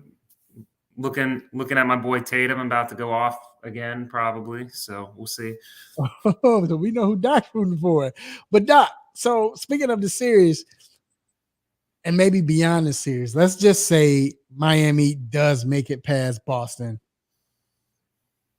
Do you see, is there any way, because you know it's going to be a long break as well, is there probably like 2 weeks knowing the NBA, how they like to do, but is there any way possible that Tyler Hero can come back and play any game in the finals? I mean, I think it's possible. I think we're essentially 1 month from when he broke his hand at this point. So usually by a month, you have enough healing where you can kind of start your kind of return to sport slowly, doing a little bit of ball handling, dribbling, shooting, etc. It doesn't mean he's ready to play now, but if the healing is going as expected, he can kind of start that progression. So depending on, like you said, how long the series draws out, when the finals actually starts, if you're looking at 2 weeks from now, I think it's legitimate 6 weeks from his injury that he could be back out there. I'd be surprised if you see him during the Eastern Conference Finals, unless maybe it does go to a game 7 and stretches out. There's certainly a chance, but in a way, then you worry about bringing a guy in cold for, messing up with the chemistry the team's built since then and 1 game back. I think there's a lot of things you would have to weigh at that point, as talented as he is, squeeze him in at the end of the Eastern Conference Finals versus starting him fresh in a new series. Real quick, before you go, Rue, I have to ask him, especially about what you said, squeezing him and would he fit or whatever. Do you think, because that sounds like you're trying to find a way that he don't come back and play because you don't want him to come play, But so you're basically saying that you got Boston winning this series? I mean, Miami's who's currently winning this game. I know it's early. They've obviously they've I think surprised everybody, and they just keep finding a way to win. So I don't think it's going to be a walkover or a sweep. I'll go somewhere in the middle of you two. I'm going to say Celtics in 6, but I do think the Celtics win. So Doc, my Atlanta Braves, our struggles. Braves pitcher Kyle Wright just got put on a 60-day IL dealing with shoulder issues after inflammation. What can you take me through this injury and the process of Kyle getting back to what we saw from him last season? Yeah, I mean, I guess good news. Braves have already built up a nice little padding in the division because no one else can find their way above 500. But yeah, the Braves starting pitching has been taking a hit because obviously Fried is on the IL now with a forearm strain. Anderson's out with Tommy John. Now you got Wright, who got moved from 15 to 60 days, like you said. I guess you at least got some hope that Soroka's, close, pitching in the minors. So maybe you get him, flexed in here pretty soon to take Kyle Wright's spot. But yeah, as far as Kyle Wright goes, this is the second time they've listed him with his shoulder injury. So that kind of starts to make you a little concerned. And full disclosure, I obviously have not seen Kyle Wright or his images or MRI scans to know really what is entailed in this shoulder strain as they're referring it. But if it's a second time already and the year is pretty early that he's dealing with it, and they've already said he's out minimum of 2 months, that's a serious issue. I don't know if it's something to the point where he needs surgery. I can try to talk to the Braves doctor when we get off this show in a minute. But regardless, that's a significant amount of time. And again, I wonder, is it going to turn into longer or what? So 2 months from now in July, yeah, what is that going to mean? Is he really going to be ready to go? Or is that just resuming a throwing protocol and then probably got another month at least after that, and then you're into August? So I wouldn't expect him back anytime soon. Obviously, he's not back for 2 months, but I think he's out for possibly longer. And with it already being announced as 60 days, I think it's probably more serious than just a shoulder strain, but we just don't have the full dynamics of it quite yet. Doc, I just wanted to ask real quick, do you think AA and Alex Anthopoulos, our general manager, needs to make a move? Or they made a move today. They did sign Rodriguez Pudge, son, off waivers from Detroit. They signed a pitcher too. Was that him? Oh, I didn't see if they. Yeah, they signed, I think, someone from the Twins. They picked up from the Twins and moved them to the 40-man roster with putting. Would you consider trading Vaughn Grissom for a pitcher, for a rental? And it might just be a year's rental, but would you consider it? I don't know. I guess if you think that Fried's situation is not serious and it really is just like a few starts, and you have confidence in Soroka coming back. I mean, I think he's looked okay in the minors from what I've seen, and I think pitched either today or the day before and did all right. I don't know if you need to rush to that yet. It's pretty early in the season, but I think if you get to the All-Star break or close, to the All-Star break and the trade deadline, and you only got 2 or 3 guys that you can be consistent with, then yeah, I think maybe they have so much talent and so many young guys that they've already locked up that, yeah, maybe you do sacrifice something like that for a guy that's going to stabilize your starting rotation.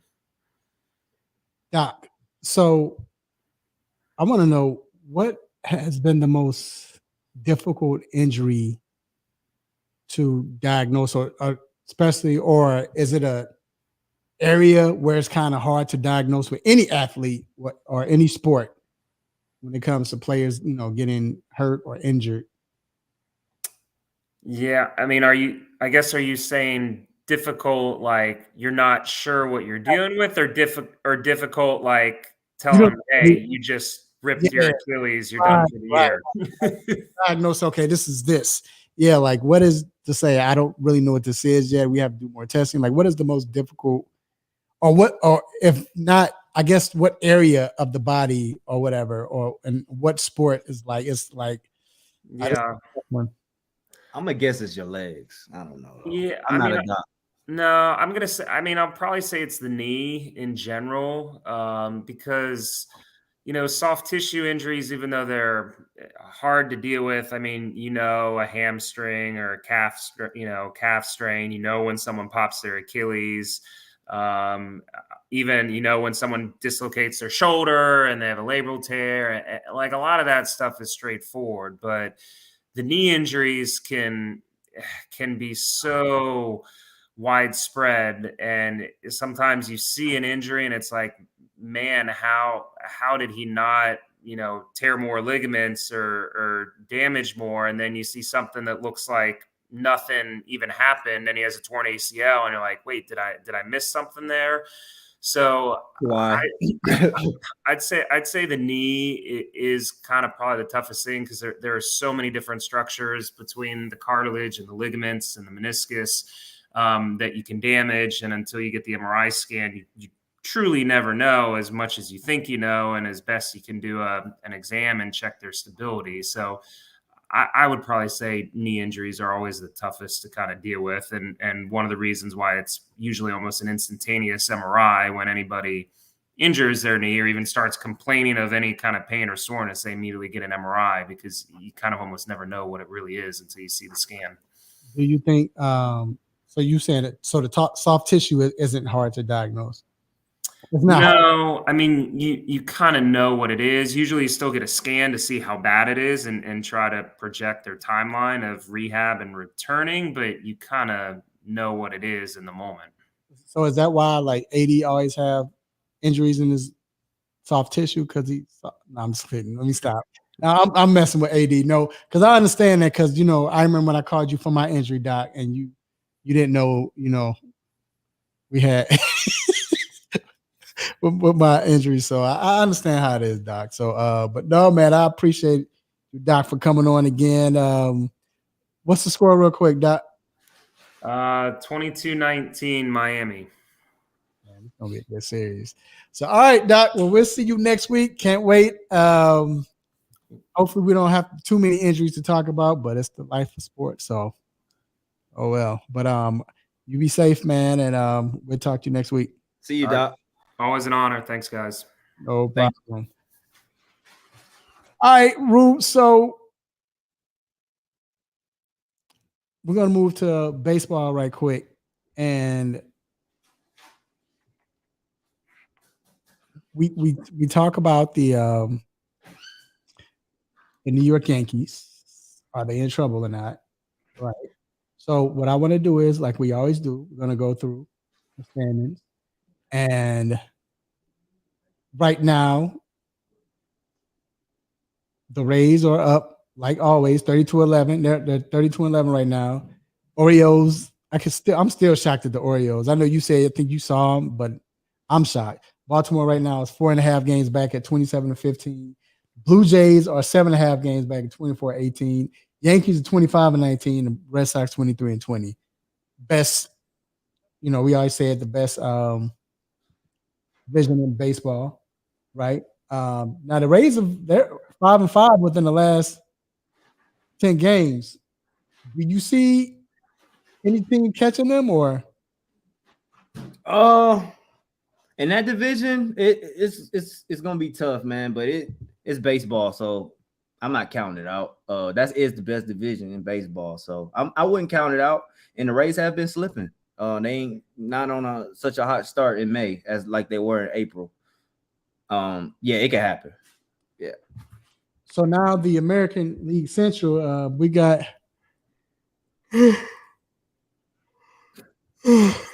You beat me to it, dog. I'm sorry. You beat me to it. Talking about the American League Central. I'm sorry, I get like that sometimes.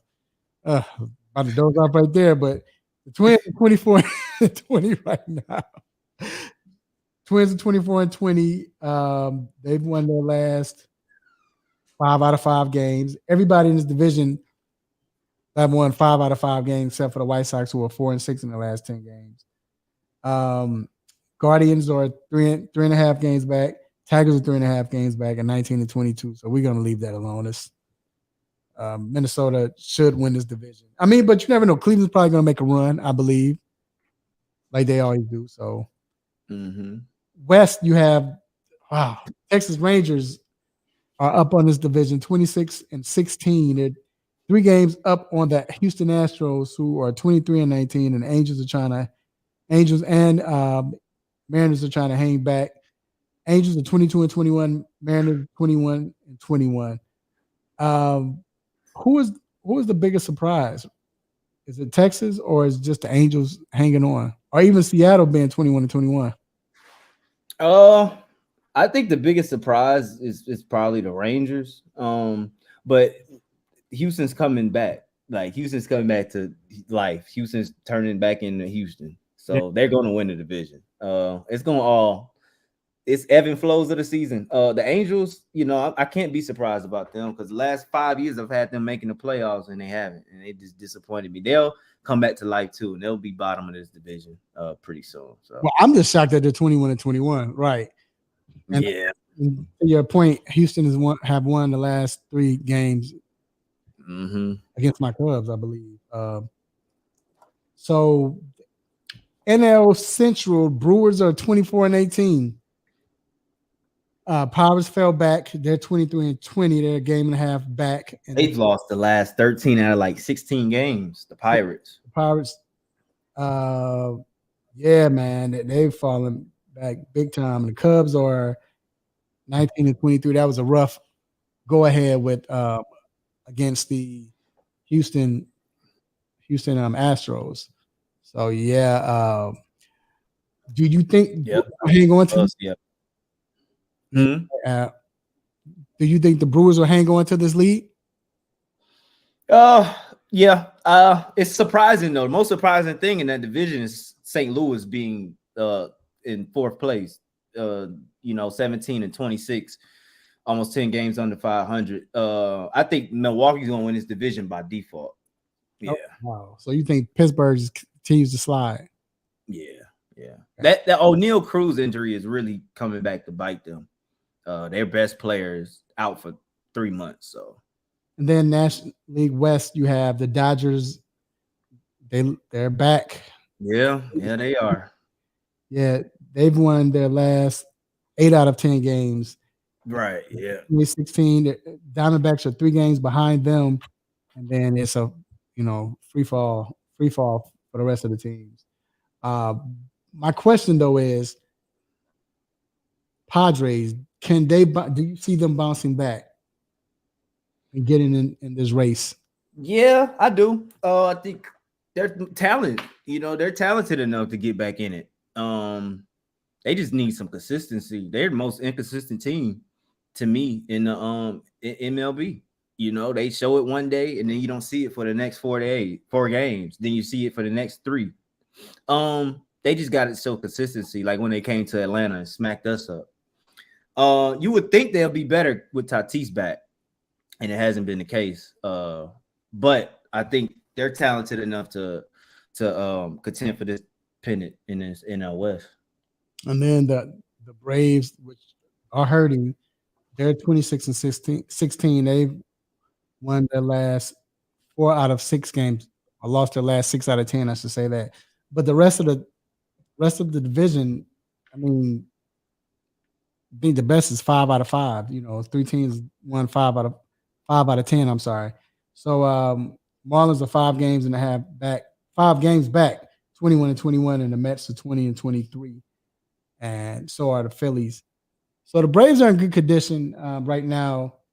But what team do we see out of just baseball right now? What team has impressed you the most? What team has impressed? I think it goes back to the Orioles, man. They have impressed me the most. I mean, they're what, third third best record in MLB, I believe. Pretty close. What, they have better record than the Braves now, almost, don't they? They are. They're the fourth best record. Fourth, yeah, that's No, I'm lying. They're the third. You're right. They're the third. They're the third. Yeah. To me, they're the most surprising. Because just a couple years ago, they were the worst team in MLB. Last year, we saw something, and this year, I think they're ahead of schedule. And the most surprising thing is their pitchers. They ain't. There's no names on that pitching staff that just ring bells. It's just guys, and those guys have been pitching well, and they've been getting wins. So, and the city's behind them too. Like the fans have just it's sellouts now. Like you never used to see that with Baltimore. Yeah. I agree. I think it's Baltimore. Honestly, I'm impressed with the Braves, just with all of the injuries and how they've been able to maintain and deal with those injuries. Like I said, I know you don't like Brian Snicker, but I think he's shown why he's the best coach in the major. I ain't got nothing to say bad about him. The best manager. But yeah, used to hate him. Used to always talk about, Rua called me out. See, Rob, man, this dude right here, he always do it. But yeah, he was really on my bad side 2022, 2021. Yeah, but no, he been chilling. I'm chilling. All right, man. Well, before we end the show, I want to give you what's on my mind, and what's on my mind is the NBA draft rule. We keep talking about Victor Wembanyama and how he's, everybody's pick. Everybody thinks he's going to be that guy. Everybody loves him. He's the guy. But no one's talking about this is a nice draft right here. Like the lottery picks are very good. You have Brandon Miller. You have Scoot Henderson. You have Asur and Amen Thompson. Who else is coming out? I'm missing someone else. Who else I'm missing, Rube? But you have a lot of guys. The guy from Ohio, somebody from Ohio State. I can't remember who it was. But anywho, you have a lot of guys coming out. This is a good quality draft. Good quality draft prospects in this draft. So you don't have to be the number one pick to win this draft. I mean, we've seen that year in and year out, but really this draft has a lot of good draft players. Like last year, I thought last year was a good draft as well, but you had a good 4 or 5. But I think this year you have a lot of solid players who's going to be playing for teams for a long time. Is going to be making teams better and making impacts, whether starting off the bench. So don't turn the TV off after the first pick. We want to see what the Joker wearing and what he going to have on, as tall as he is, but pay attention because it's going to be some good picks. I'm really interested to see what Charlotte does with the number 2 pick. You take Brandon Miller. Do you trade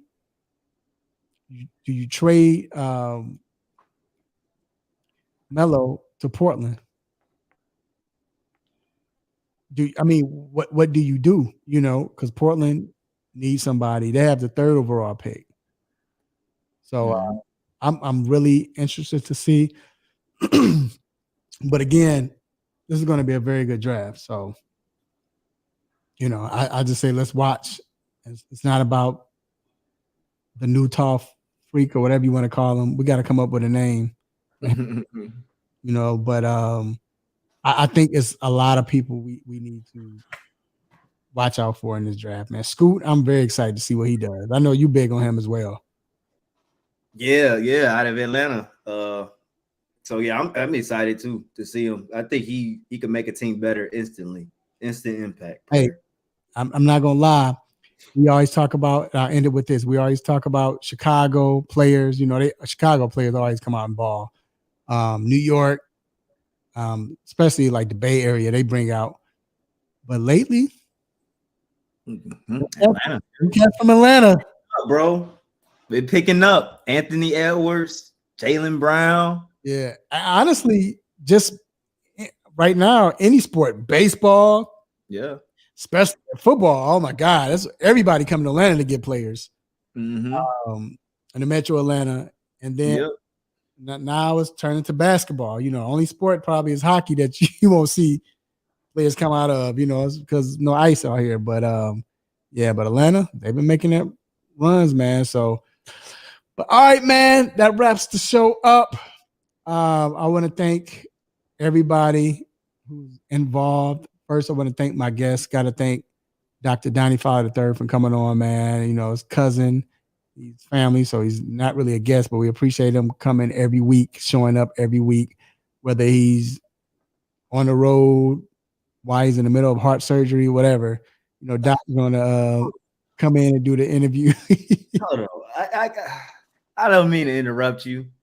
But one person who could have made my stop it was Micah Parsons. Is this dude just a fanboy of life? Like, he just loves everybody. He's just a happy dude. Yo, they got this dude with a courtside cam at the Boston Celtics game wearing a Celtics Tatum jersey over a long sleeve shirt, and he looks so freaking tacky, man. Wasn't he just in Philly with a Philly jersey on? Yes. Is he the new I didn't Drake? mean to cut you off. Is he the new Drake? Is he? Bro, this dude is doing courtside cam with a Tatum jersey on with just a ridiculous outfit on. And yeah, last week he was in Philly. But that doesn't make a maxi jersey. Yeah, that doesn't make sense for the simple fact that Celtics is playing Philly. You a Dallas Cowboys fan. Can we give it to him one time for the show overs? Stop it. You're not lying, bro. Yeah, we got to give him that stop it. But appreciate you, Doc. Also, man, I got to thank my co-host, my guy, Rue. Appreciate you, bro, for always stepping in, man. You already know what it is. Anything you want to say? No problemo, brother. Nah, man.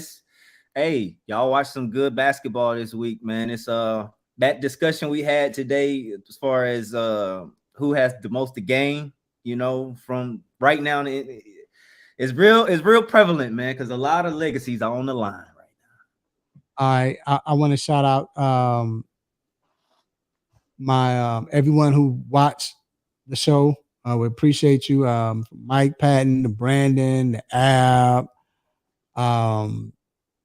people who's going to listen to the podcast later on. We appreciate you. We want to appreciate iHeart. We appreciate iHeart Radio allowing us to have this station, the 3-point conversion station, and then the show on there as well. We appreciate that. Also, I want to shout out to my lovely children. She ain't gonna be able to hear. I wish she could hear this. My beautiful wife.